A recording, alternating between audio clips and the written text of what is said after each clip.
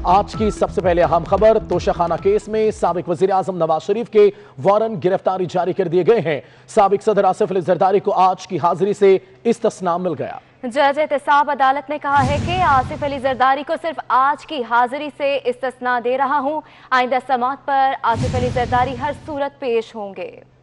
इस पर बात करेंगे, एहतशाम कियानी हमारे साथ हैं। एहतशाम कियानी, बताएगा अदालती कार्रवाई क्या रही? ने इस केस की समाअत की है और अदालत ने साबिक वज़ीर-ए-आज़म नवाज शरीफ के वारंट गिरफ्तारी जारी किए हैं। ये काबिल जमानत वारंट गिरफ्तारी हैं, जबकि साबिक सदर आसिफ अली जरदारी को आज की हाजिरी से इस्तिस्ना दे दिया गया है। तोशाखाना रेफरेंस है जिस पर समाअत का आगाज हुआ। तो साबिक सदर आसिफ अली जरदारी की हाजिरी से इस्तिस्ना की दरखास्त अदालत में दायर की गई, जिस पर प्रोसिक्यूटर नैब सरदार मुजफ्फर ने मुखालफत की और उन्होंने कहा कि जब समन मौसूल हो चुके हैं और तामील कराई जा चुकी है तो उसके बाद आज पेश न होने का कोई जवाज नहीं, इसलिए हाजिरी से इस्तिस्ना की दरखास्त मुस्तरद की जाए। लेकिन अदालत ने ये इस्तदा मुस्तरद की और साबिक सदर आसिफ अली जरदारी को आज की हाजिरी से इस्तिस्ना दिया है, लेकिन साथ ही ये रिमार्क्स भी दिए हैं कि इस्तिस्ना सिर्फ आज के लिए है, आइंदा समाअत पर हर सूरत अपनी हाजिरी यकीनी बनाएं। अब अदालत ने तमाम 11 मुल्ज़मान को 11 जून को दोबारा तलब कर लिया है और साबिक वज़ीर-ए-आज़म जो नवाज शरीफ हैं उनके काबिल जमानत वारंट गिरफ्तारी जारी किए हैं। नैब ने यह भी इस्तदा की कि जो मुल्ज़मान अदालत में पेश हुए हैं, जिनमें साबिक वज़ीर-ए-आज़म यूसुफ रज़ा गिलानी और उनके साथ अब्दुल गनी मजीद थे, ये इस्तदा की गई कि इन दोनों को गिरफ्तार करने का हुक्म दिया जाए। अदालत ने नैब की ये इस्तदा भी मुस्तरद कर दी है। ठीक है, तफसीलात के लिए बहुत शुक्रिया एहतशाम कियानी। साबिक वज़ीर आज़म यूसुफ रज़ा गिलानी का एहतसाब अदालत के बाहर मीडिया से गुफ्तगू करते हुए कहना था कि मैंने रूल्स के मुताबिक काम किए, गाड़ियों की कीमत FBI को मुतय्यन करना थी। अगर कानून के मुताबिक ना होता तो मुझे समरी क्यों भेजी जाती? मैं एक वज़ीर आज़म होकर अपने मुल्क के सदर के खिलाफ किस तरह केस बनाता, किस तरह अपने मुल्क के सदर को स्विस मजिस्ट्रेट के सामने पेश होने देता? अगर मैं ये करता तो मेरे ऊपर आर्टिकल 6 लगता था। हमने हमेशा जुडिशरी की रिस्पेक्ट की है। I have nothing to do with money laundering. मेरा कोई ताल्लुक नहीं है मनी लॉन्ड्रिंग के साथ। According to article 48 of the constitution, the prime minister has complete immunity in the discharge of his official duties in good faith. Whatever I have done, it was in good faith and not in my personal interest. Isliye I was under oath to protect the Constitution. The President of Pakistan has got complete immunity inside and outside the country. And the President of Pakistan is the Supreme Commander of the Armed Forces. जब उनको immunity थी, अगर मैं उनके ऊपर case चलाता या मैं I would have handed him over to the Swiss magistrate, तो मेरे ऊपर आर्टिकल 6 लगता। जैसे आज जनरल मुशर्रफ के ऊपर आर्टिकल 6 लगा है तो मेरे ऊपर भी लगता। मैं नायब ज़्यादा नहीं हूँ, नायब ज़दा हूँ। मैं पहले भी 5 साल अकॉर्डिंग टू नैब लॉज मैं जेल में जा चुका हूँ और अकॉर्डिंग टू जेल मैनुअल 10 साल रह चुका हूँ और बाइज़्ज़त बरी हुआ हूँ। हम कोर्ट कचहरियों से अदालतों का एहतराम करते हैं।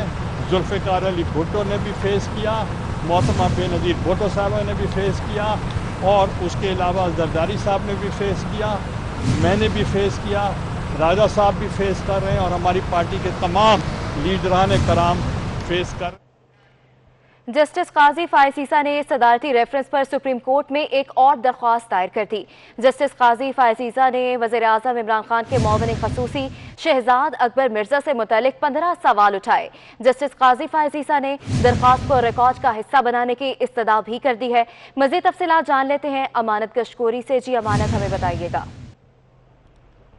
जी, जस्टिस काजी फायज़ ईसा के खिलाफ सदारती रेफरेंस जो है उसमें एक नई दरखास्त जमा कराई गई है जस्टिस काजी फायज़ ईसा की जानिब से, जिसमें इस्तदा की गई है कि अटॉर्नी जनरल उस वक्त के जो थे उन्होंने जो 18 फरवरी को दलाइल में कहा था, जो जजेस के खिलाफ उन्होंने इल्जामात लगाए थे, वो तमाम जो दलाइल थे उनको रिकॉर्ड का हिस्सा बनाया जाए, ये कहा गया है जैसे काजी फायज़ ईसा की जानिब से।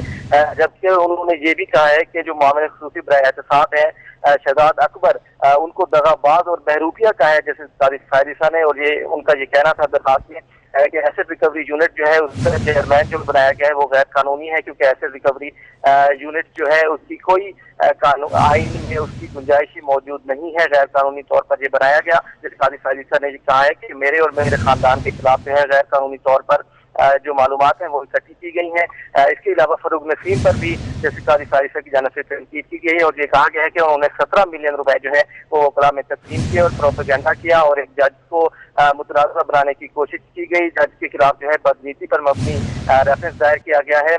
जैसे काजी फायद ईसा ने ये इस्तदा की है कि जो उस वक्त के अटॉर्नी जनरल थे उन्होंने जो बयानात दिए थे उनको रिकॉर्ड का हिस्सा बनाया जाए। इसके अलावा जो तमाम हक़ाइक़ हैं जो बयान किए गए हैं इस दरखास्त में उनको भी रिकॉर्ड का हिस्सा बनाया जाए। ये इसकी समाअत जो है 2 जून को होगी। जैसे बल्दियात की सरबराही में कुल को जो है वो इसकी समाअत करेगी। जी अमानत, बहुत शुक्रिया अपडेट करने के लिए। वकार यूनुस ने सोशल मीडिया छोड़ दिया। वकार यूनुस का वीडियो पैगाम में कहना है कि किसी ने मेरा ट्विटर अकाउंट हैक कर लिया और एक इंतहाई नाजेबा वीडियो को भी लाइक किया गया। ऐसा होना उनके और अहले खाना के लिए बड़ी अफसोसनाक, तकलीफ दे और शर्मनाक बात है। ऐसा करने वाले शख्स ने पहले भी मेरा अकाउंट हैक किया। ये शख्स तो बाज ही नहीं आएगा, लेकिन मैंने फैसला कर लिया है कि आइंदा सोशल मीडिया इस्तेमाल नहीं करूंगा। आज मुझे बड़े अफसोस के साथ कहना पड़ रहा है कि आज सुबह जब मैं उठा तो किसी अल्लाह के बंदे ने मेरा ट्विटर हैक करके तो नहायती नाजेबा, नहायती बेहुदा वीडियो को मेरे अकाउंट से लाइक किया हुआ है। तो ये बड़ी शर्मनाक बात है और बड़े अफसोस की बात है और बड़ी तकलीफ़ दे बात है मेरे लिए भी और मेरी फैमिली के लिए भी। मैं समझता था सोशल मीडिया या ट्विटर एक इंटरेक्ट करने का तरीका है जो कि अपने जानने वाले, अपने पहचानने वालों को इंटरेक्ट करने का तरीका है। लेकिन अनफॉर्चुनेटली इस इंसान ने पहली दफ़ा नहीं किया, ये पहले भी हो चुका है। तो मेरा ख्याल है कि ये आदमी तो ये इंसान तो बाज नहीं आएगा। तो मैंने डिसाइड किया है कि आज के बाद मैं सोशल मीडिया पे नहीं आऊँगा, क्योंकि मुझे अपनी फैमिली ज़्यादा अजीज़ है, मुझे अपने घर वाले ज़्यादा प्यारे हैं। तो आज के बाद आप मुझे सोशल मीडिया पे नहीं देखेंगे। हम सॉरी अगर किसी को तकलीफ हुई है इस बात से। कोरोना केसेस की अगर बात करें तो मुल्क में कोरोना एक दिन में रिकॉर्ड 57 जाने ले गया। 24 घंटों में मजीद 2636 अफराद में कोरोना की तस्दीक हुई। मुल्क में कोरोना के मरीजों की तादाद 64,028 तक पहुंच गई है। मजीद तफसीलात जानिए इस रिपोर्ट में। मुल्क में कोरोना केसेस में फिर तेजी से इजाफा हो रहा है। National command and operation centre ने ताज़ा आदादोशुमार जारी कर दिए। गुज़िश्ता 24 घंटे के दौरान 11,931 नए टेस्ट किए गए, जिनमें से 2,636 अफराद में कोरोना वायरस की तशखीस हुई। सुबह सिंध में सबसे ज्यादा कोरोना केसेस की तादाद 25,309 तक पहुँच गयी। पंजाब में 22,964, खैबर पख्तूनख्वा में 8,842, बलूचिस्तान में 3,928, इस्लामाबाद में 2100, गिलगित बल्तिस्तान में 658 और आजाद कश्मीर में 227 अफराद कोरोना से मुतासिर हैं। कोरोना वायरस से सबसे ज्यादा अमवात खैबर पख्तूनख्वा में 432 हो गयी, पंजाब में 410, सिंध में 396, बलूचिस्तान में 43 और इस्लामाबाद में 22, गिलगित बल्तिस्तान में 9 और आजाद कश्मीर में 5 मरीज जाँ बहक हो चुके हैं। अब तक 1,317 अफराद जाँ बहक हो चुके हैं। National command and operation centre के मुताबिक 496 मरीजों की हालत तशवीशनाक है, जबकि मुल्क भर में अब तक 22,305 अफराद कोरोना वायरस से सेहतियाब हो चुके हैं। Chief justice Balochistan high court justice Jamal Mandokhail में कोरोना वायरस की तस्दीक हो गई है। Chief justice Balochistan high court का टेस्ट मुस्बत आ गया, घर में आइसोलेट हो गए। चीफ जस्टिस के घर के 8 दीगर अफराद में भी कोरोना की तस्दीक हो गई है। Chief justice Balochistan high court justice Jamal Mandokhail में कोरोना वायरस की तस्दीक हो गई।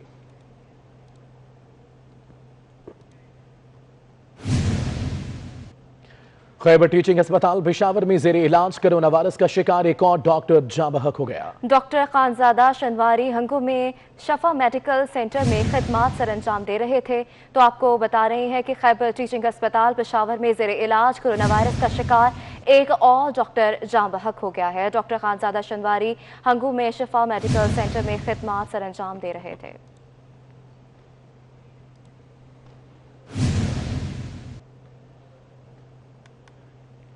पाकिस्तान तहरीक इंसाफ के एमपीए मियां जमशेदुद्दीन भी कोरोना वायरस का शिकार हो गए।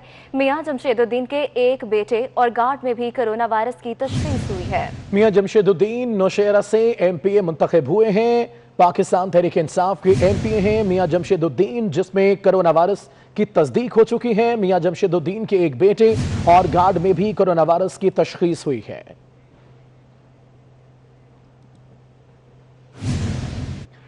वफाकी वजीर ने हुकूमती अहकामात की धज्जियां बिखेर दी। पाबंदी के बावजूद अली अमीन गंडापुर ने पहाड़पुर में जलसा कर डाला।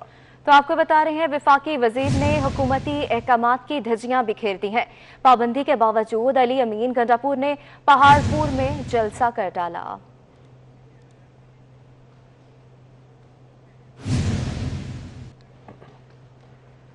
सऊदी वज़ारत हज उम्रा ने कहा है कि मौजूदा हालात के पेश नज़र फिलहाल उम्रा, हज और ज़ियारत अभी मुअत्तल रहेंगी। ताहम इस पर नजरसानी होती रहेगी। सऊदी अरब की वजारत ने वाज़ेह किया है कि आलमी वबा कोरोना की सूरत हाल का जायजा लेने के लिए माहिरीन हर वक्त गौर कर रहे हैं। सूरत हाल जैसे ही बेहतर होगी तो इस पर मुनासिब फैसला किया जाएगा। वाज़ेह रहे कि सऊदी वजारत दाखिला ने दीगर शहरों की तरह मक्का मुकर्रमा में भी कर्फ्यू में नरमी का ऐलान किया है, जिस पर अमल दरामद एतवार 31 मई से होगा। वजारत दाखिला के फैसले के मुताबिक 21 जून को मक्का की मसाजिद नमाजियों के लिए खोल दी जाएंगी, जहां एहतियाती तदाबीर पर अमल के साथ जुमे और जमात अदा होंगी। रेलवे हुक्काम ने मुल्क भर में जुज़वी तौर पर चलने वाली 15 अप एंड डाउन की ट्रेनों को गैर मुअय्यना मुद्दत तक चलाने का ऐलान कर दिया है। रेलवे को 5 नई ट्रेनें चलाने की इजाजत भी मिल गई है। ट्रेनों में 3 माह कबल की ऑनलाइन एडवांस बुकिंग भी करवाई जा सकती है। तो इस तरह रेलवे हुक्काम ने मुल्क भर में जुज़वी तौर पर चलने वाली 15 अप एंड डाउन की ट्रेनों को गैर मुअय्यना मुद्दत तक चलाने का ऐलान कर दिया है। रेलवे को 5 नई ट्रेनें चलाने की इजाजत भी मिल गई।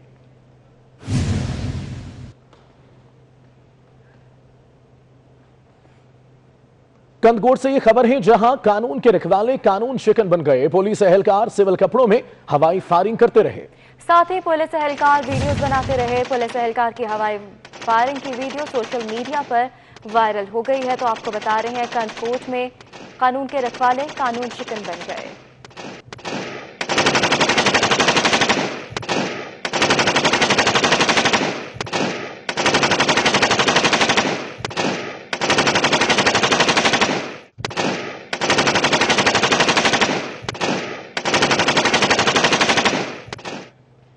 फैसलाबाद के नवाही गांव में नौजवान ने साबिक मंगेतर पर तेजाब फेंक दिया। चक 240 गांव बे में कामरान ने मरियम के वालिदैन की तरफ से रिश्ते के इनकार पर तेजाब फेंका। कामरान बहावलपुर का रिहायशी है। आईजी पंजाब ने नोटिस लेते हुए रिपोर्ट भी तलब कर ली है। वाकया है फैसलाबाद के नवाही गांव का, जहां नौजवान ने साबिका मंगेतर पर तेजाब फेंक दिया। इस पर बात करेंगे, हमारे नुमाइंदे जुल्कुरनैन हमारे साथ होंगे। जुल्कुरनैन, ये वाकया क्या है और अभी तक कार्रवाई क्या की गई, बताएगा। जी बिल्कुल, ये वाकया ये है कि इस साबिक मंगेतर पर जो है वो मंगनी टूटने की रंजिश की वजह से जो है वो मुलजम ने तेजाब फेंक दिया है। और अभी तक जो है वो सीपी फैसलाबाद की जानिब से मुलजम की गिरफ्तारी के लिए मुतलका एसपी को अहकाम जारी किए गए हैं। ताहम अभी तक मुलजम की गिरफ्तारी अमल में नहीं लाई जा सकी। ताहम सीपी फैसलाबाद ने ये वाज़ेह अहकामात एसपी तक पहुंचाए हैं कि जल्द से जल्द मुलजम को गिरफ्तार करके हवालात पहुंचाया जाए। और ये वाकया ये है कि मुलजम की जो है वो इस मज़कूरा खातून के साथ मंगनी हो चुकी थी और मंगनी टूटने की वजह से मुलजम ने बजाय अनाद ये बनाकर मज़कूरा खातून के चेहरे पर जो है वो तेजाब फेंक दिया है, जिसकी हालत को खतरनाक समझते हुए उसे अस्पताल में शिफ्ट कर दिया गया। जुल्कुरनैन, बहुत शुक्रिया तफसीलात के लिए। Army chief general Qamar Javed Bajwa का अमन मिशन के आलमी दिन के मौके पर पैगाम। कहा, अक़वाम मुत्तहिदा के चार्टर के तहत आलमी अमन के लिए पाकिस्तान का अज़म गैर मुतज़लज़ल है। पाकिस्तानी अमन दस्ते दुनिया में इंसानियत की खिदमत जारी रखे हुए हैं। UN चार्टर के तहत आलमी अमन के लिए पाकिस्तान काम जारी रखेगा। पाकिस्तान बहादुर अमन फोर्सेस की कुर्बानियों के जज्बे की याद मनाता है। अमन के पैगंबर दुनिया में इंसानियत की खिदमत में मसरूफ़ हैं। Army chief general Qamar Javed Bajwa का अमन मिशन के आलमी दिन के मौके पर पैगाम। कहा, अक़वाम मुत्तहिदा के चार्टर के तहत आलमी अमन के लिए पाकिस्तान का अज़म गैर मुतज़लज़ल है। पाकिस्तानी अमन दस्ते दुनिया में इंसानियत की खिदमत जारी रखे हुए हैं। UN चार्टर के तहत आलमी अमन के लिए पाकिस्तान काम जारी रखेगा। पाकिस्तान बहादुर अमन फोर्सेस की कुर्बानियों के जज्बे की याद मनाता है। अमन के पैगंबर दुनिया में इंसानियत की खिदमत में मसरूफ़ हैं। Army chief general Qamar Javed Bajwa का अमन मिशंस के आलमी दिन के मौके पर पैगाम। कहा, अक़वाम मुत्तहिदा के चार्टर के तहत आलमी अमन के लिए पाकिस्तान का अज़म गैर मुतज़लज़ल है। पाकिस्तानी अमन दस्ते दुनिया में इंसानियत की खिदमत जारी रखे हुए हैं। UN चार्टर के तहत आलमी अमन के लिए पाकिस्तान काम जारी रखेगा। पाकिस्तान बहादुर अमन फोर्सेस की कुर्बानियों के जज्बे की याद मनाता है। अमन के पैगंबर दुनिया में इंसानियत की खिदमत में मसरूफ हैं। Army chief general Qamar Javed Bajwa का अमन मिशंस के आलमी दिन के मौके पर पैगाम। कहा, अक़वाम मुत्तहिदा के चार्टर के तहत आलमी अमन के लिए पाकिस्तान का अज़म गैर मुतज़लज़ल है। पाकिस्तानी अमन दस्ते दुनिया में इंसानियत की खिदमत जारी रखे हुए हैं। UN चार्टर के तहत आलमी अमन के लिए पाकिस्तान काम जारी रखेगा। पाकिस्तान बहादुर अमन फोर्सेस की कुर्बानियों के जज्बे की याद मनाता है। अमन के पैगंबर दुनिया में इंसानियत की खिदमत में मसरूफ हैं। UN चार्टर के तहत आलमी अमन के लिए पाकिस्तान काम जारी रखेगा। अक़वाम मुत्तहिदा के अमन मिशन में पाकिस्तान की ख्वातीन भी पेश हैं। अमरीकी नायब मुआवन वज़ीर ख़ारजा एलिस वेल्स ने भी पाकिस्तानी ख्वातीन के किरदार को सराहा है। उनका कहना है कि पाकिस्तानी ख्वातीन का किरदार नहायत मुतासिर कुन, अमन के लिए खिदमत कलीदी है।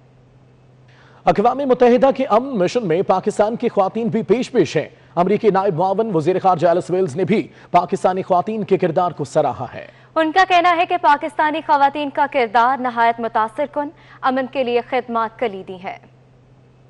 अक़वाम मुत्तहिदा के अमन मिशन में पाकिस्तान की ख्वातीन भी पेश हैं। अमरीकी नायब मुआवन वज़ीर ख़ारजा एलिस वेल्स ने भी पाकिस्तानी ख्वातीन के किरदार को सराहा है। उनका कहना है कि पाकिस्तानी ख्वातीन का किरदार नहायत मुतासिर कुन, अमन के लिए खिदमत कलीदी है। अक़वाम मुत्तहिदा के अमन मिशन में पाकिस्तान की ख्वातीन भी पेश हैं। अमरीकी नायब मुआवन वज़ीर ख़ारजा एलिस वेल्स ने भी पाकिस्तानी ख्वातीन के किरदार को सराहा है। उनका कहना है कि पाकिस्तानी ख्वातीन का किरदार नहायत मुतासिर कुन, अमन के लिए खिदमत कलीदी है। अक़वाम मुत्तहिदा के अमन मिशन में पाकिस्तान की ख्वातीन भी पेश हैं। अमरीकी नायब मुआवन वज़ीर ख़ारजा एलिस वेल्स ने भी पाकिस्तानी ख्वातीन के किरदार को सराहा है। उनका कहना है कि पाकिस्तानी ख्वातीन का किरदार नहायत मुतासिर कुन, अमन के लिए खिदमत कलीदी है। अक़वाम मुत्तहिदा के अमन मिशन में पाकिस्तान की ख्वातीन भी पेश हैं। अमरीकी नायब मुआवन वज़ीर ख़ारजा एलिस वेल्स ने भी पाकिस्तानी ख्वातीन के किरदार को सराहा है। उनका कहना है कि पाकिस्तानी ख्वातीन का किरदार नहायत मुतासिर कुन, अमन के लिए खिदमत कलीदी है। और अवाम के लिए अच्छी खबर यह है कि पेट्रोलियम मसनूआत की कीमतों में मजीद कमी की उम्मीद है। ओगरा ने माह जून के लिए पेट्रोलियम मसनूआत की कीमतों में कमी की सिफारिश कर दी। पेट्रोल की कीमत में 7 रुपए 6 पैसे फी लीटर कमी की सिफारिश की गई है। मिट्टी के तेल की कीमत में 11 रुपए 88 पैसे और लाइट डीजल ऑयल की कीमत में 9 रुपए 37 पैसे फी लीटर कमी की सिफारिश की गई है। तो आपको अपडेट कर रहे हैं, अवाम के लिए अच्छी खबर सामने आई है। पेट्रोलियम मसनूआत की कीमतों में मजीद कमी की उम्मीद है। ओगरा ने माह जून के लिए पेट्रोलियम मसनूआत की कीमतों में कमी की सिफारिश कर दी है।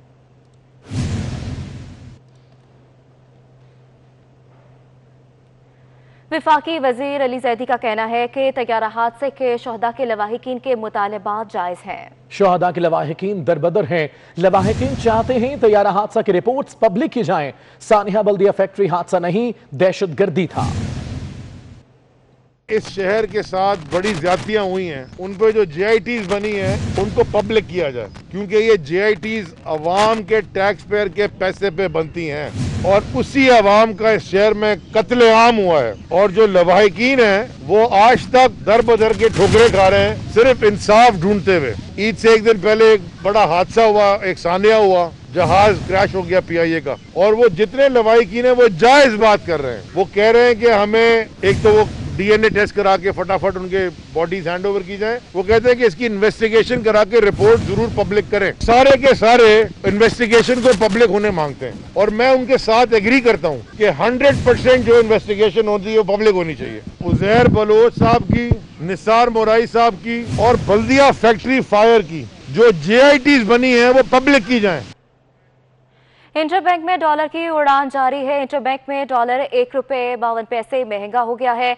इंटरबैंक में डॉलर 163 पैसे से तजावुज कर गया है। इंटरबैंक में डॉलर 161.98 से बढ़कर 163.50 रुपए पर जा पहुंचा है। तो आपको अपडेट कर रहे हैं हम खबर से। इंटरबैंक में डॉलर की उड़ान जारी है।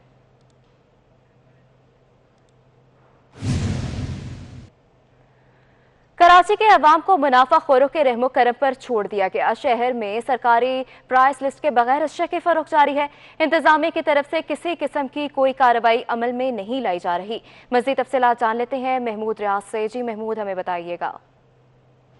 दुनिया भर में जो भी अशिया खुर्दो नोश फरोख्त होती हैं उनके प्राइस चेकिंग का एक मैकेनिज्म होता है जिनको कमिश्नर और उनका अमला जो है वो मॉनिटर करता है। शहर कायद में भी ये मेरे हाथ में प्राइस लिस्ट है, ये जरूर दी जाती है, लेकिन इस पे अभी तक पुरानी प्राइस लिस्ट है वो दी जा रही है और 138 रुपए मुर्गी का गोश्त मिल रहा है, लेकिन नहीं होता। इस वक्त हमारे साथ सब्जी भी है, कोई भी चीज कमिश्नर साहब कह देते हैं लेकिन प्राइस लिस्ट में मिलता कुछ नहीं है। सर ये तो सब्जी मंडी की बातें है ना, सब्जी मंडी में अगर चीजें सस्ती है तो सस्ती बेचते हैं, महंगी है तो महंगी बेचते हैं। आप भी खरीदारी कर रहे हैं, जो कमिश्नर कराची प्राइस लिस्ट होता है कोई चेक नहीं करता। दूध हो गया, गोश्त हो गया, हर चीज महंगी है, कोई चेक करता ही नहीं है। जिसके जो दिल में आ रहा दे रहे हैं। चिकन भी 600 रुपये किलो, बोनलेस 500 रुपये किलो, मुर्गी जिंदा 280 रुपये। ये लोग कहते हैं कि हमें सब्जी मंडी से महंगी मिलती है चीज़। हम लोग लिस्ट के हिसाब से बेचेंगे तो हमारी सब्जी मंडी के पैसे पूरे नहीं होते जो मंडी से लिए, फिर हम लोग यहाँ पे ला के बेचें। और लिस्ट के ऊपर तो सबके पास होगी लेकिन सामने कोई भी नहीं लगाएगा, ना लिस्ट के ऊपर कोई चीज़ देगा। ये जैसा कि उन्होंने कहा कि मार्केट का कोई मैकेनिज्म नहीं है कि अगर हम देखें तो जिसके जो दिल चाहता है, यकीनन डिमांड एंड सप्लाई का होता है मंडी पे, लेकिन ये कि एक मजबूत सिस्टम होना चाहिए। दुकानदार कुछ सही भी बेच रहे होते हैं, कुछ जो मुनाफाखोर होते हैं उनको अगर छापों का और जुर्माना का डर हो तो यकीनन मार्केट के अंदर चीजें जो है निस्बतन कम रेट पर जो है वो आवाम नास के लिए। लाहौर में पुलिस एहलकार रिश्वतखोरी से बाज न आए। रावी रोड पर एहलकार रेहड़ी बानों से रिश्वत लेकर रेहड़ी लगाने की इजाजत देता रहा। पुलिस एहलकार के रिश्वत लेने की वीडियो सामने आ गई जिसमें वाज़ेह तौर पर देखा जा सकता है कि रेहड़ी बानों से रिश्वत ली जा रही है। जो रिश्वत देगा वही रेहड़ी लगा सकेगा। लाहौर में पुलिस एहलकार रिश्वतखोरी से बाज न आए। रावी रोड पर एहलकार रेहड़ी बानों से रिश्वत लेकर रेहड़ी लगाने की इजाजत देता रहा। मुजफ्फरगढ़ में टिड्डी दल ने फसलों का सफाया कर दिया है। आम के बागात और कपास की फसल तबाह हो गई है। मज़ीद तफसीलात क्या है आमिर डोगर से जानेंगे। आमिर बताएगा हालात क्या है यहाँ के।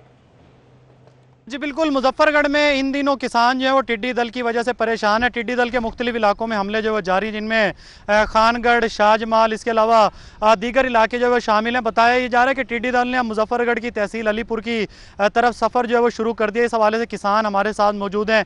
कितना नुकसान अब तक हो चुका है, किसानों से इस हवाले से बात करते हैं। मुझे बताएगा कि टिड्डी दल की वजह से अब तक क्या नुकसान हो चुका है। ये बहुत नुकसान हो गया, आम्बों का नुकसान कर रही है। जिस फसल पर बैठती है उसे आधे घंटे में जो है ना ख़त्म कर देती है। ये जितनी भी हैं मुजफ्फरगढ़, खानगढ़, इधर शाहजमाल, मूंडगा में सारे इसने तबाही उठाई हुई है, लिहाजा उसको कंट्रोल किया जाए। शहरियों की जानिब से और यहाँ पर जो किसान हैं उनकी जानिब से ये मुतालबा किया गया है कि फसलों को जो है वो खासा नुकसान पहुँच रहा है टिड्डी दल की वजह से। महकमा ज़राअत को चाहिए और दीगर जो इदारे हैं उनको चाहिए कि इसका फौरी तौर पर कोई तदारुक जो है वो किया जाए। दूसरी जानिब डिप्टी कमिश्नर मुजफ्फरगढ़ ने भी महकमा ज़राअत को इस हवाले से खसूसी तौर पर हिदायत जो है वो जारी कर दी है कि टिड्डी दल के खात्मे के लिए फौरी तौर पर एकदम। शुक्रिया तफसीलात के लिए। टिड्डी दल ने बहावलपुर को भी लपेट में ले लिया है। खैरपुर, टामेवाली और यजमान के इलाकों में टिड्डी दल ने कपास की फसल खराब कर दी। इन इलाकों में टिड्डी दल के अंडे भी रिपोर्ट हुए। मज़ीद तफसीलात जान लेते हैं अथर लाशारी से। जी अथर, बताइएगा। जी बिल्कुल, ऐसे कि टिड्डी दल की बात करें तो जनूबी पंजाब में और मुख्तलिफ इलाकों में रिपोर्ट हो रही है और बहावलपुर में भी गुज़श्ता 24 घंटों के दौरान इसके बड़ा स्वार्म जो है वो यहाँ से गुजरा है।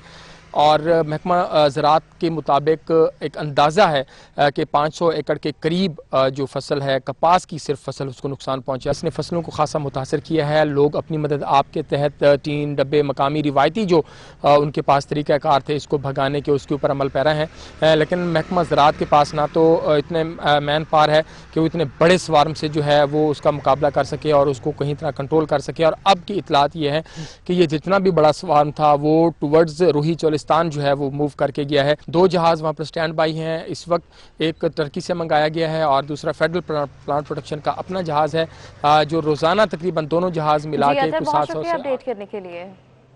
अवामी नेशनल पार्टी के मरकजी रहनुमा गुलाम अहमद बलोर ने कोरोना को शिकस्त दे दी है। खानदानी ज़राए के मुताबिक सीनियर सियासतदान की कोरोना टेस्ट मुनफिद आया था और अभी उन्होंने इसको शिकस्त दे दी है। दोबारा टेस्ट कराया गया जो कि नेगेटिव आया। अवामी नेशनल पार्टी के मरकजी रहनुमा है गुलाम अहमद बलोर जिन्होंने कोरोना को शिकस्त दे दी है। खानदानी ज़राए के मुताबिक सीनियर सियासतदान का कोरोना टेस्ट मनफी आ गया है। इसी के साथ इन स्टूडियो से फिलहाल इतना ही।